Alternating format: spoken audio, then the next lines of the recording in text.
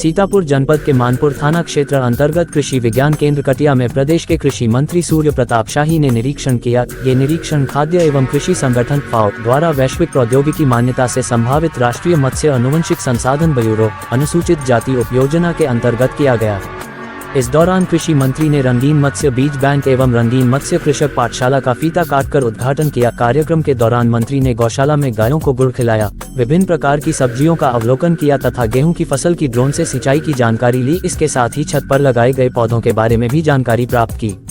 निरीक्षण के दौरान कृषि मंत्री ने सहायक परियोजना अधिकारी मोहम्मद इरफान सिद्दीकी को फटकार लगाते हुए कहा कि धनराशि स्वीकृत हुए 1 वर्ष बीत चुका है, फिर भी कार्य में इतनी लापरवाही क्यों है। Uttar Pradesh project corporation limited द्वारा कराए जा रहे निर्माण कार्य को देखकर उन्होंने नाराजगी भी जताई।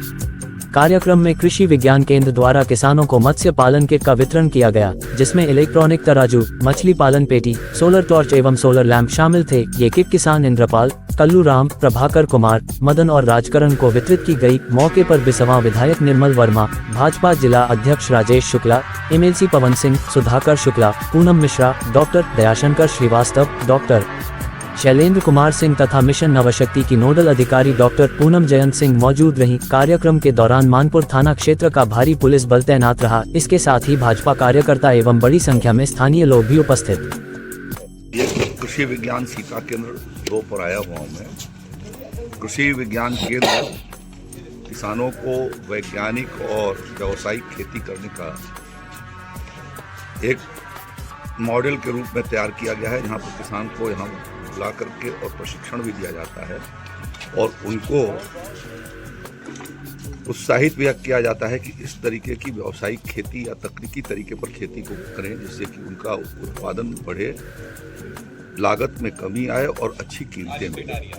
तो विविध प्रकार के जितने भी खेती के आयाम हैं, उन सभी आयामों का प्रयोग सामान्यतः हमारे कृषि विज्ञान केंद्रों पर होता है और यहाँ का कृषि विज्ञान केंद्र भी एक अच्छे प्रकार से प्रयास कर रहा है, जिसमें यहाँ गौ पालन से लेकर के औद्यानिक खेती तक और फलों की खेती से लेकर के खाद्यान्न और शीअन्न तक की खेती की गई है और समय समय पर जो और आधुनिक तरीके से की जा सकती है।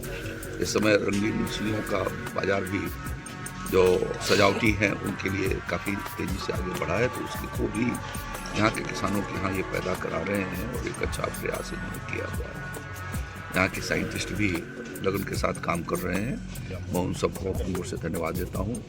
राज्य सरकार ने राष्ट्रीय कृषि विकास योजना के माध्यम से इनको प्रोजेक्ट भी दिए हैं, जिनके प्रोजेक्ट के काम की शुरुआत हो गई है और उससे और भी इसका विस्तार मिलेगा। मैं किसान भाइयों से अपील करना चाहता हूँ कि वो कृषि विज्ञान केंद्र से जुड़ें और यहाँ के वैज्ञानिकों के संपर्क में रहें, जिससे कि कैसे क्लस्टर में खेती की जा सकती है और प्राकृतिक रूप से भी खेती को बढ़ावा दिया जा सकता है, उसकी वो आपको जागरूक भी करेंगे। शीअन्न के लिए भी इंडियन मिलेट इंस्टीट्यूट, जो इसका राष्ट्रीय एक्सीलेंस सेंटर है, उन्होंने यहाँ पर भी अपनी एक प्रोजेक्ट दिया है, जिसके माध्यम से जो शीअन्न के हैं, सावा कोदो, टांगुर, मड़ुआ, उनकी प्रोसेसिंग कैसे करके और प्रोडक्ट तैयार किए जा सकते हैं, वो सुविधा यहाँ पर किसानों को मिल सकेगी। तो उनको आकर के यदि वो देखते हैं तो उससे शीअन्न की खेती जो आज पौष्टिकता के लिए और कुपोषण को ख़त्म किए जाने के लिए आवश्यक है, तो उस दिशा में किसान भाई प्रयास करेंगे तो उनको एक बेहतर कीमतें मिल सकेंगी। किसानों से मैं आग्रह करना चाहता हूँ कि आने वाले इस समय किसान रजिस्ट्री का अभियान बहुत तेज़ी से सभी जनपदों के भीतर चल रहा है और आगे कृषि विभाग की योजनाएं उन्हीं किसान भाइयों को मिल सकेंगी जो अपनी किसान रजिस्ट्री करा लेंगे। तो इसलिए प्रदेश में अभी तक मात्र 60% किसानों ने अपनी किसान रजिस्ट्री कराई है।